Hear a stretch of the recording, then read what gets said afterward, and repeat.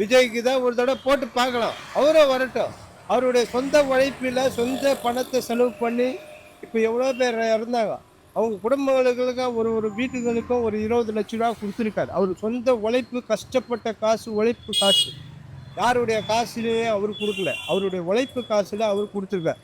அவர் ஒரு தடவை வரட்டும். மக்களுக்கு எல்லாம் சேவை நல்லா செய்வார்ல. மக்களும் அதை தெரிஞ்சுக்குவாங்கல்ல. ஏன்னா ஆட்சி மாறணும்.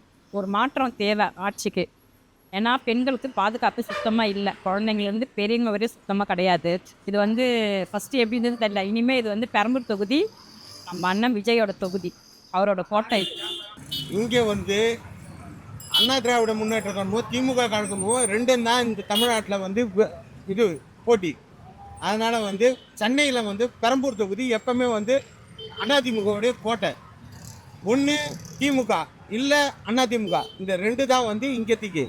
விஜயெல்லாம் வந்து கணக்கு இல்லை. உன்னோட கொள்கை என்ன, நீ என்ன சேவை பண்ண, அதுமாதிரி எதுவுமே கிடையாது. இப்போ சூர்யாலாம் பார்த்தீங்கன்னா அவர் அகரம் ஃபவுண்டேஷன் வச்சு ரொம்ப நாள் நடத்துகிறார். அதுமாதிரி எதனா வரலாறு இருக்கான்னு கிடையாது. ஆனால் திமுகவுக்கு நிறைய வரலாறு இருக்குது, சொல்லிகிட்டே போகலாம் அது. அதனால் வந்து இவர் திடீர்னு வந்து நின்றுட்டாருன்னா யங்ஸ்டர் பார்ப்பாங்களே தவிர எல்லாமே ஓட்டாக மாறுமானா அது கஷ்டம்தான்.